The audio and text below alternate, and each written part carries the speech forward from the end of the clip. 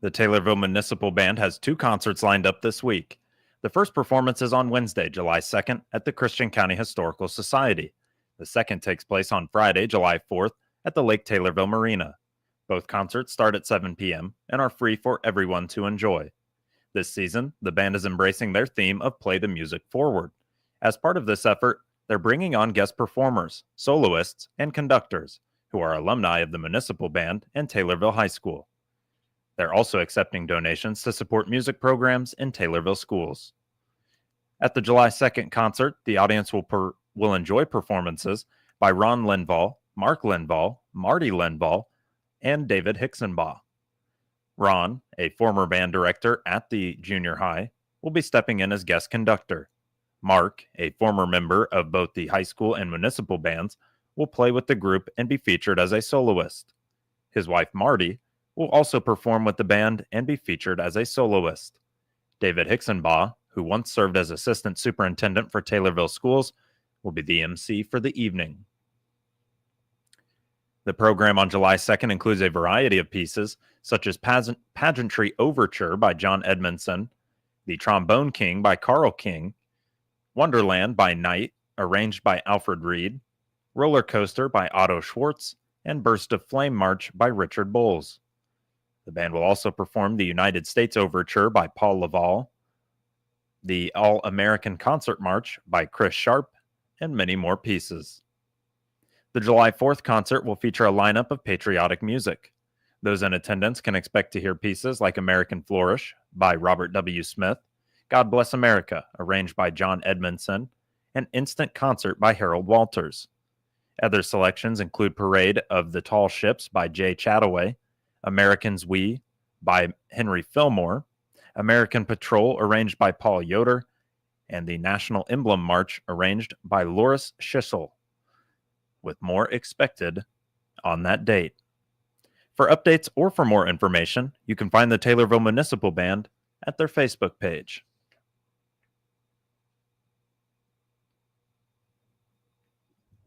Boaters looking to launch a kayak or canoe into Lake Shelbyville will have a new point at which to do so.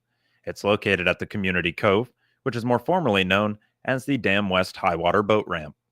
Several donors helped fund the new kayak launch. This includes a $42,000 grant from the Lumpkin Family Foundation. A number of organizations helped support and construct the new setup.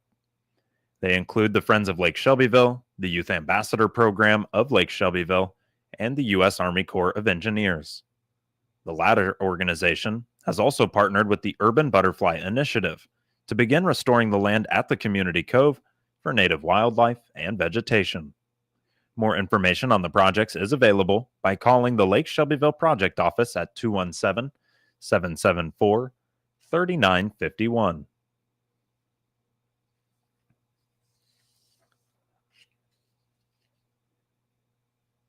The Social Security Administration has released its most popular names of 2024, changed login processes, and are making sure that you understand your benefits while still working.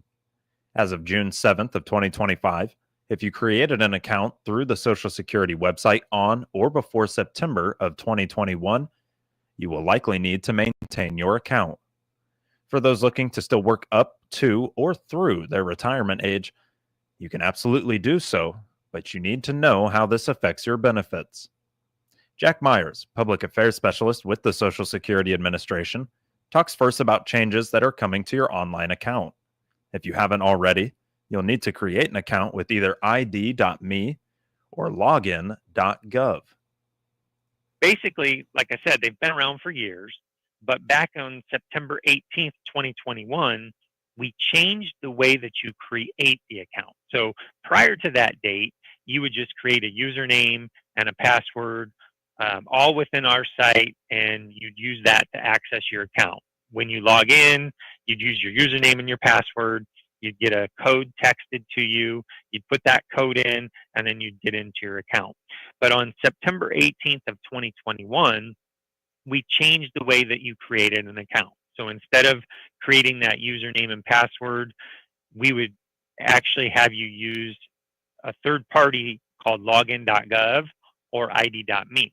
So You use that account, you create that id.me or login.gov, you authenticate yourself there, and then you connect that to the My Social Security all through our website. But there are some advantages to that, Grayson. You can use login.gov and id.me for other government agencies too. So you could potentially, in theory, have one login.gov account that allows you to access My Social Security along with other federal government websites.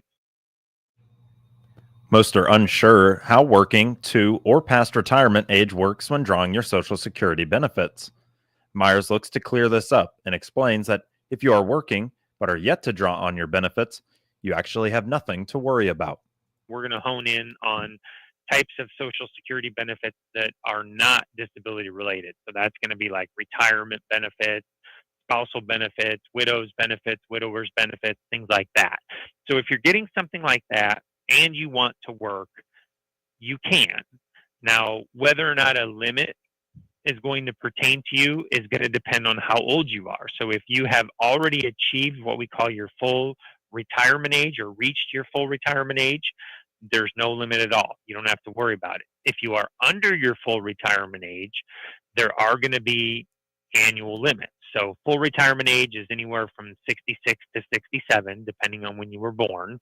If you're born 1960 or later, your full retirement age is 67. So once you get there, you can work and earn as much as you want. If you're under that, then you are subject to a limit. How or which limit, I should say, pertains kind of depends on where you're at in relation to that full retirement age. So if for the duration of the calendar year, you are going to be under your full retirement age, then you are subject in 2025 to an annual limit of $23,400. Myers provides an example to help demonstrate how the potential limits are implemented. If you are going to get to your full retirement age this year in 2025, then you are subject to a limit for the months leading up to full retirement age. So, an example, let's say you're going to get there in July. Let's say you're hitting 60. Let's say you're hitting your full retirement age in July. In that case, starting 7/1, there would be no limit. You could earn as much as you want. But January through June, you would have been subject to a limit. But because you're reaching full retirement age in the calendar year, that limit that pertains for the months leading up to it is quite a bit higher. So in 2025, that's $62,160. So, it is a pretty generous limit depending on when you hit that full retirement age mark. Do keep in mind, though, Grayson, these limits only pertain if you wish to collect Social Security benefits and work. So if you're not yet getting your Social Security benefits, then we don't care how much you earn. There's no limit. We don't have any kind of say or input on that.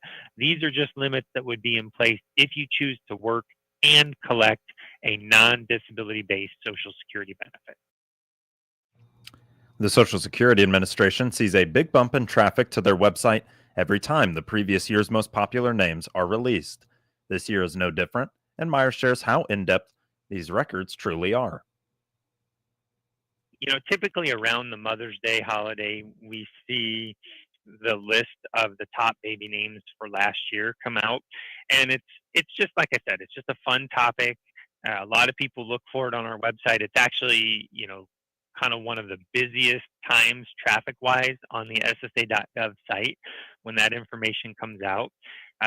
It's very easy for us to track this information because through the process of issuing Social Security numbers, we've sort of by default become America's source for the most popular baby names. We began compiling these lists back in 1997, but the data goes all the way back to 1880. So it is really a robust list. It's got a lot of good things. You can find things like the top 10 list for 2024. So we've got the top 10 national lists for males and females. We also have popularity in individual states. So you can compare how the national list compares to a particular state. But then there are other fun things you can do. Like you can put in a particular name and look back at the historical popularity of that name. So Find out more about the Social Security Administration at ssa.gov. Jack Myers appeared as a guest on the WTIM Morning Show.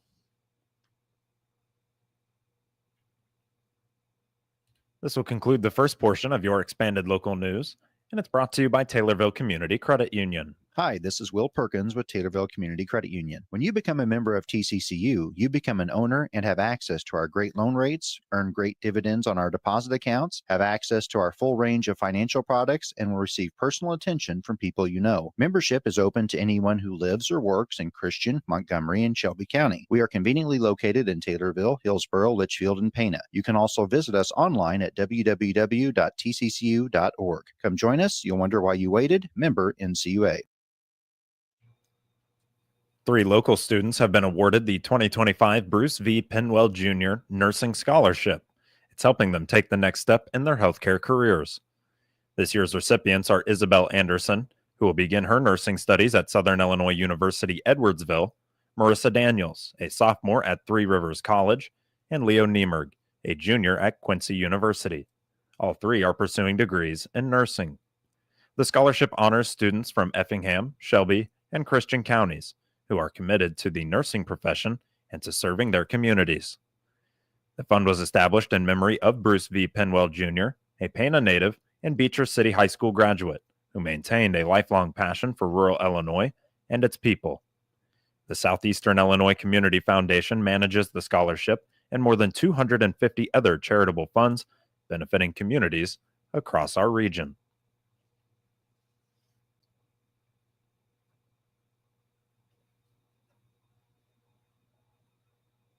Officials at Nokomis CUSD number 22 are busy with summer work and preparing for another school year this fall. A new principal is coming in, and other major changes in staffing are also on the way. The district is investing in a program which will help that cause for years to come. Miss McDowell, the principal of the junior high school, is retiring after 9 years in that role and many more within the district. The previous assistant principal, Lindsay DeFevers, will take over the school's top job. Dr. Scott Dorr, district superintendent, says recruiting in-house for that role was a key objective.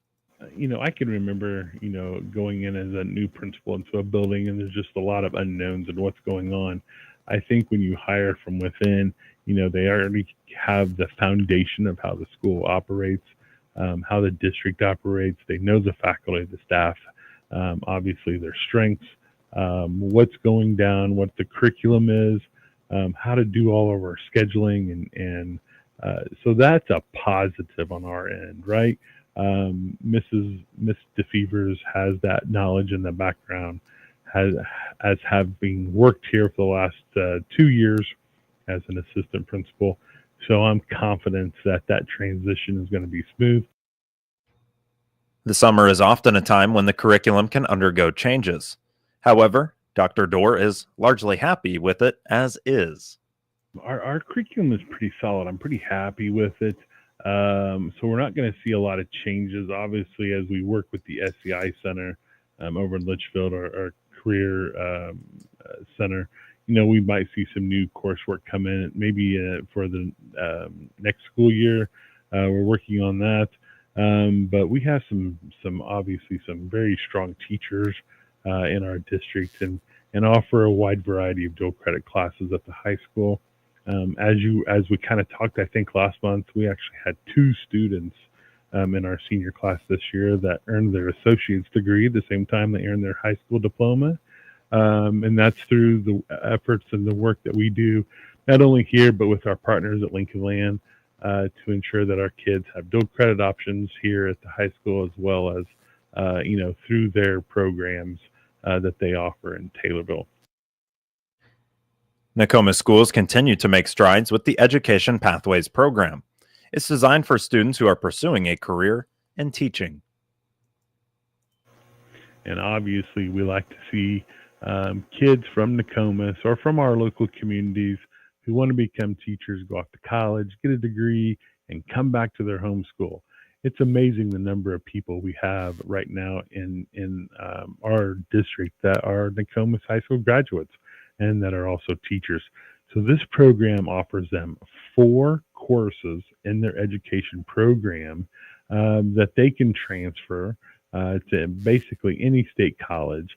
So they're getting over 120 observation and field service credit hours, as well as 15 semester hours free coursework towards their degree in education, whether that be elementary, middle, or secondary. For now, administrators at the district and schools are busy with their own summer tasks. Leaders at each school are finalizing schedules, while the superintendent's focus is more on the paperwork. So, all the scheduling is done at the building level. So that's the principal's responsibility. They make sure that the master schedules are done, that students are assigned to classes and teachers accordingly. They get book supplies and school supplies ordered over the summer. So those are all ready to go. They do individual schedules as well as master schedules for their entire buildings. That's their responsibility. My responsibility is more of the paperwork, getting all the reports submitted to ISB, writing grants, getting contracts ready for the next school year to take place, with our vendors and so on and so forth. So when school does open on August 15th, we have a smooth transition into the new school year. Everything's ready to go. And we start the 2025-26 school year without any hitches.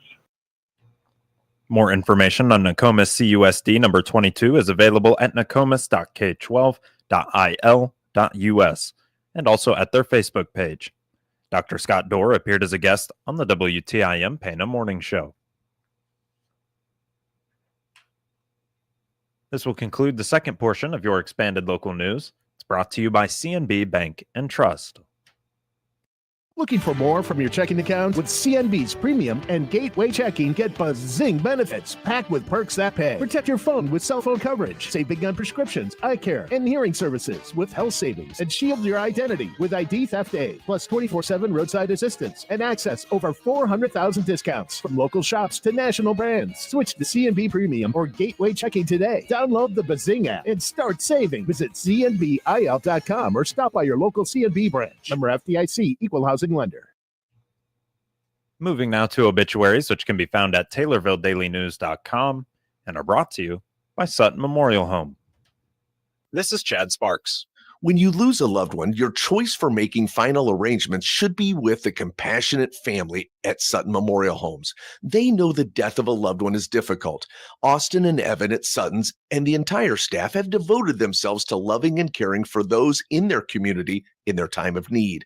You can trust Sutton Memorial Homes to assist your family in making final arrangements that will be a tribute to your loved one. Sutton Memorial Homes, caring is what they do best. 56-year-old Regina M. Boblet of Taylorville died on June 25th. A graveside service will be on July 3rd at 11 a.m. at Brush Creek Cemetery in Divernon.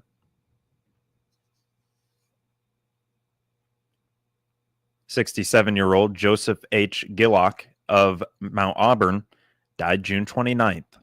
Visitation is today, July 2nd, from 5 p.m. until 7 p.m. at Sutton Memorial Home in Taylorville. Funeral service will be July 3rd at 11 a.m. at Sutton Memorial Home in Taylorville.